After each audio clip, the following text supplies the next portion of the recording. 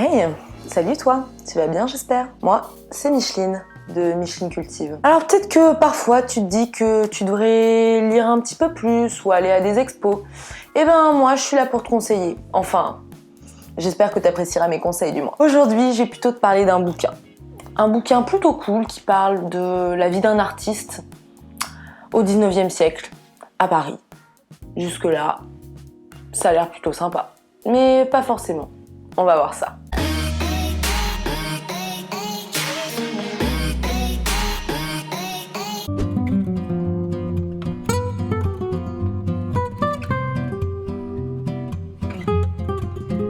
Alors si jamais tu te souviens un petit peu de tes cours de français du lycée, normalement quand on te parle d'écrivains du 19e siècle ou du naturalisme, il y a quelques auteurs qui te viennent en tête. Du style Flaubert, Maupassant et bien sûr Zola. Alors Zola, j'ai une relation un peu particulière avec lui. Pendant longtemps, même si j'adorais lire, j'avais pas du tout envie de lire ses bouquins. Tu vas me dire, non mais attends, Zola quoi, c'est quand même un des écrivains français les plus connus, les plus lus dans le monde. Meuf, pourquoi? Tout simplement, quand j'étais au lycée, même si j'adorais lire, j'avais pas forcément envie de me taper 10 000 descriptions super longues et voilà, des sujets difficiles, genre la vie des mineurs, la prostitution. C'est quand même pas ultra fun qu'on se le dise. Mais, finalement, j'ai une de mes potes qui m'a dit que Zola, en fait, c'était plutôt cool. Elle m'a surtout parlé de l'œuvre et elle m'a bien donné envie. Et là, il y a sûrement une question qui te brûle les lèvres, c'est...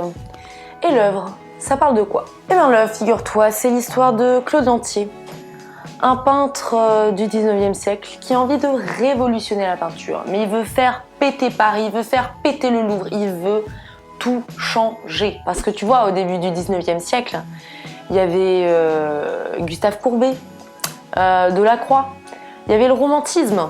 Mais ça, maintenant, c'est fini. Et on est retombé dans un classicisme affreux.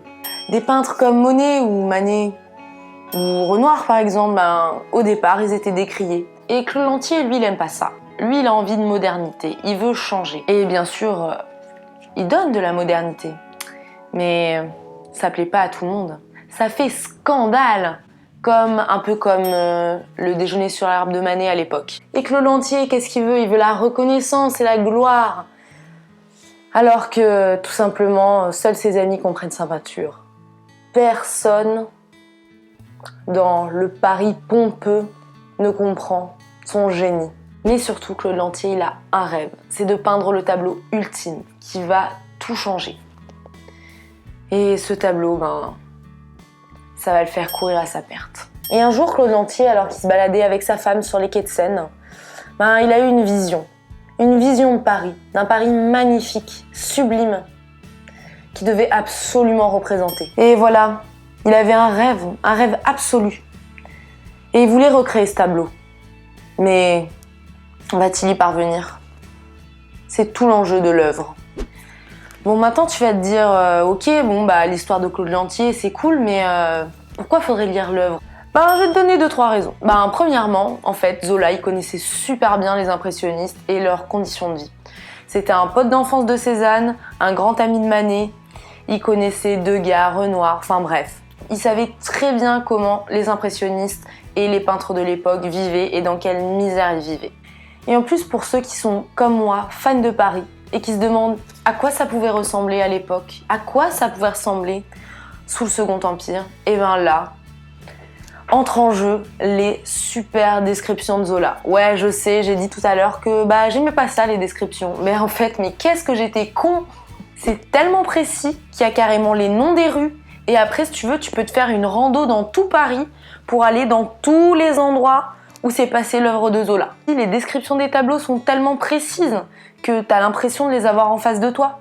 Tu peux les imaginer et tu regrettes que ce soit pas des vrais tableaux. J'aimerais tellement les voir. En bref, pourquoi tu devrais lire l'œuvre de Zola? Parce que ça parle de peinture, d'amour, de folie, de rébellion et de désillusion.